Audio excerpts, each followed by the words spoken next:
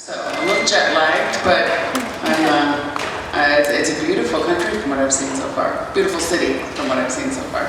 So I have two questions. One about Lucifer and another about Battlestar Galactica. So about Lucifer.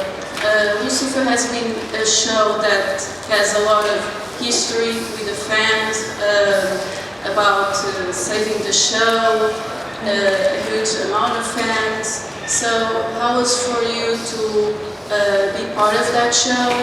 Any scenes that were very hard for you at Lucifer? And for Battlestar Galactica, what was your biggest challenge to play on the show? I think with Lucifer, they're just starting filming their 5th and final season right now.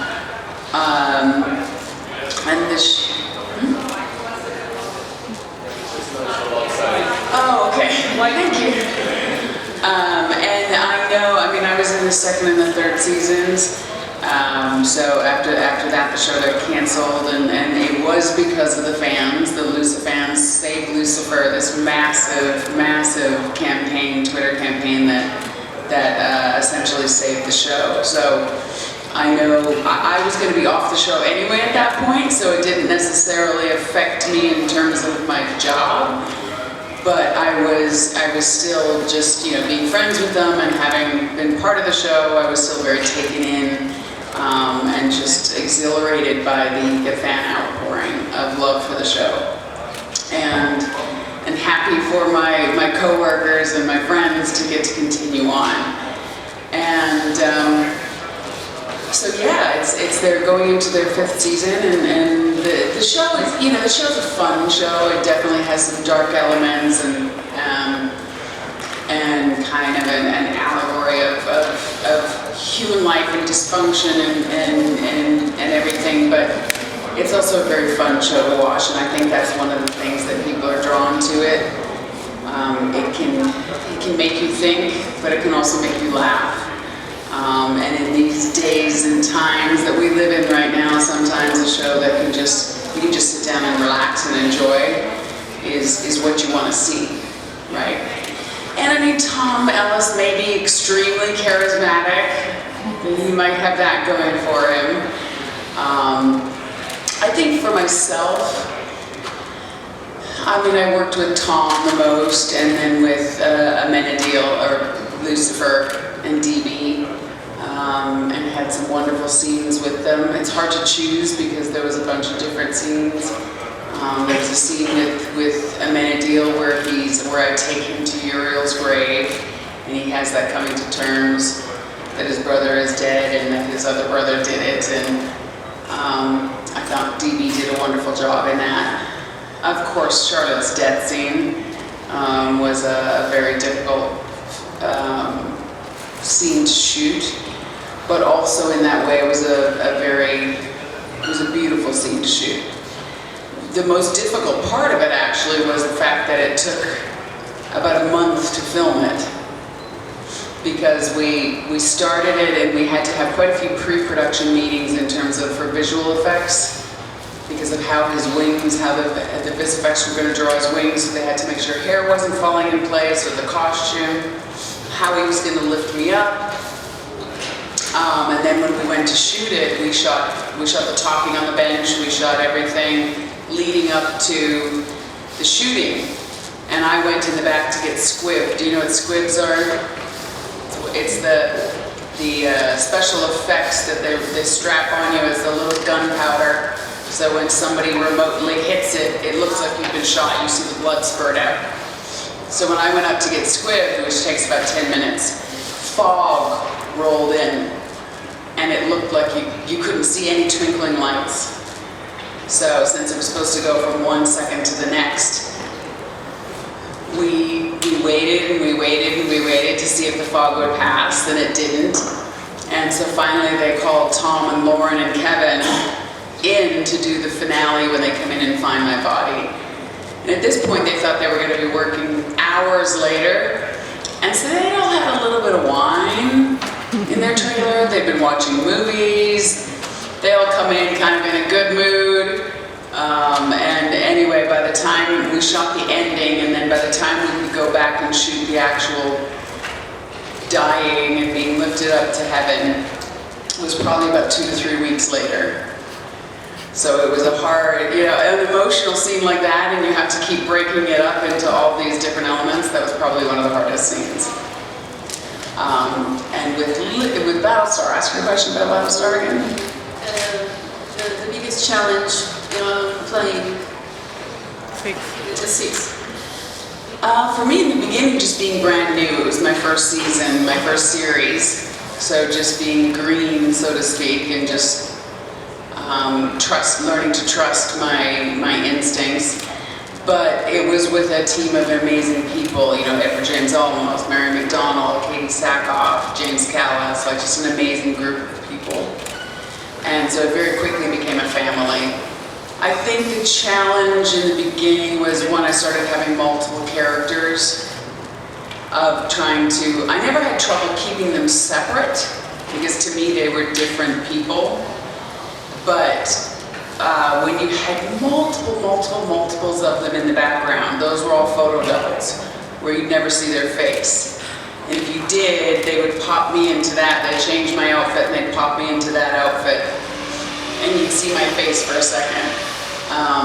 But I'm a little bit of a control freak, and I like to make sure, so I would be doing my own job, but I'd also be watching all the photo doubles and make sure that they weren't doing something that number 6 wouldn't do. And so those were kind of busy days, because I had to watch and make sure that they were doing the job correctly. Thank you. Thank you. Hi. Hi. You did a lot of voice acting to video games. Is this something that you intend to keep doing? And as a second question, which one did you enjoy to do the most? I would love to do more voice acting, definitely. It's a wonderful outlet as an actor.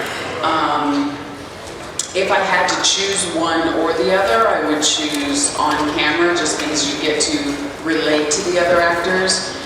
With voice acting, you're usually alone by yourself in a booth. But I think I did quite a few right in a row. I did 5 or 6 or 7 video games right in a row, and I think so I sort of tapped out for a little bit there. Needed to take a break, and but I'm looking forward to getting back into more. Did a few cartoons. The most recent I did a Rick and Morty episode. I did Robot Chicken. I did 2 voices on Robot Chicken. But yeah, I'd like to get back into some video games. They're fun. I think overall, the StarCraft series that I did a trilogy for StarCraft, playing Sarah Carey and Queen of Blades. And I think for me that was the one that, I mean, Mass Effect I think gets the most attention for me, because it was such a huge game. But with StarCraft, I actually could kind of follow her story and her arc more. With Mass Effect, you were never given anything the night before or anything to read or prep. And you'd walk into the sound booth and there'd be a TV monitor, and on it would be a line. And the first time you ever read the line, you read it out loud and it was being recorded. So you didn't have a lot of basis to kind of work off of.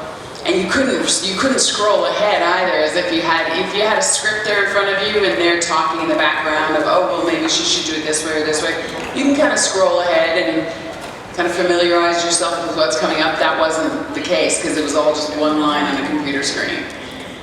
So it was the most challenging in that respect. Although you have a voice director in the other booth, right, to discuss and say, oh, well, they're actually, and they'll feed you in with, if another actor, say, Seth Green, right, like the Joker, if he is already recorded, then they would sometimes feed you in with his lines. But if he hadn't recorded, then somebody's just reading the line off camera. And So it can be challenging. Hi, welcome.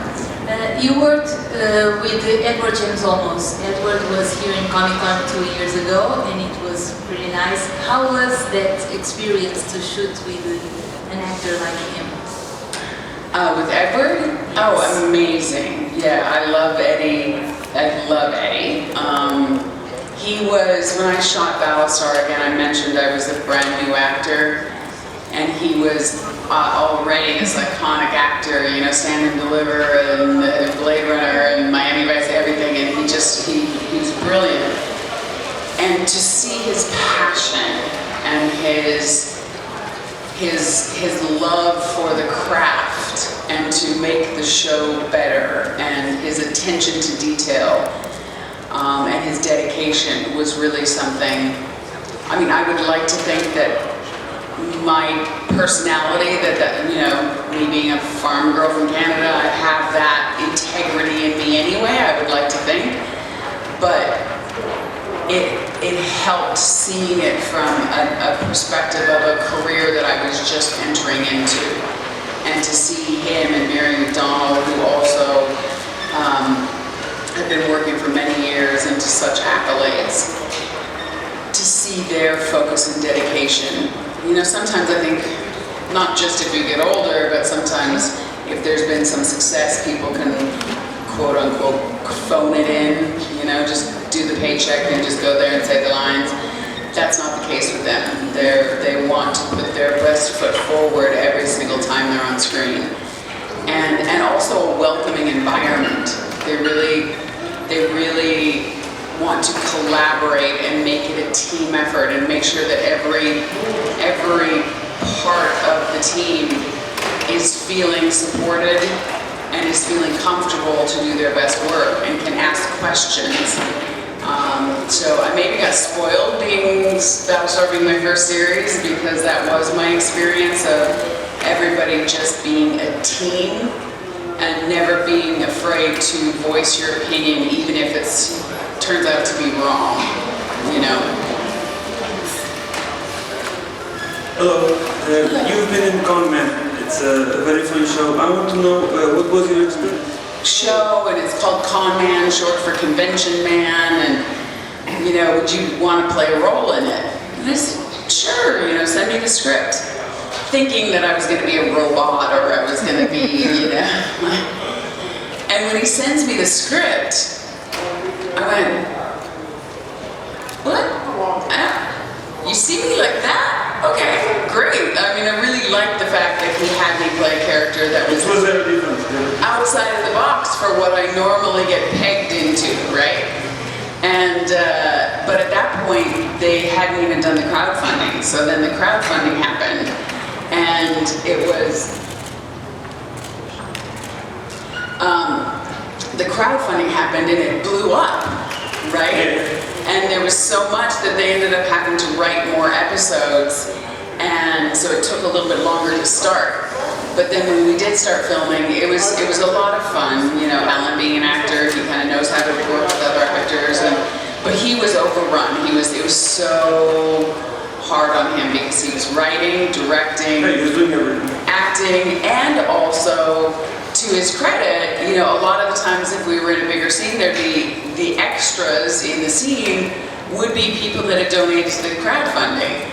So he also wanted to be respectful and give them time. So every lunch he would be sitting with everybody having lunch, but it meant he had no downtime. He had not 1 second of downtime. So toward the end, you could see he started looking more tired and more tired and more tired. And, but they did one more season, and then I think he was like, okay, I'm tapped out. Thank you very much. Thank you. Last question. Okay. It's about your podcast. Sorry? Your podcast about Oh, my Battlestar. podcast, yes. So you edited Battlestar. Did you have a bigger appreciation of the show? And if you learned anything new? If what? If you learned anything? If I learned anything? Yes. I always had an appreciation of the show, but when the show aired, this was before Twitter, this was before streaming, this was before really even emailing back and forth much, and not emailing, but before any social media. And so I had watched every episode, but sometimes it was a rough cut. You know, the special effects weren't all done, but I was on set on the Friday, and so I couldn't watch it as it aired. And so I knew the story, obviously, from filming it and from seeing it, but it's been really interesting going back now, 15, 18, 16, whatever years later, and watching it episode by episode and really seeing kind of more of the story arc. And also there's completely things that I don't remember. And my co-host is a reporter and a writer, and he wrote about the show, covered the show for Entertainment Weekly during its run. So he knows the show very well. And then we have guests on, and I was just actually, right before I came in here, texting with Ron Moore, who created the show, about coming back on, because he came on for the second episode, or the first season finale episode. And we're trying to get him for the second season finale. So we're literally working out dates with Ron about the podcast, but it's been a lot of fun, and there has been moments where I completely forgot something had happened. Like when the Cylons boarded the ship at the end of the first or second episode of the second season. And but there's a whole episode about it. The third episode, that's all about it, and I completely forgot. So it's been fun, and it's been and oddly enough, the show is actually more relevant to our society today than it was back then. So it's a show that is not dying in terms of feeling dated. Special effects still look great, and it's also just such a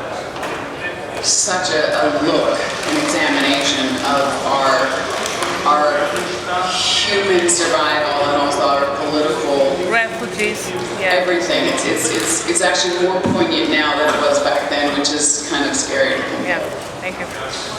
Thank you guys.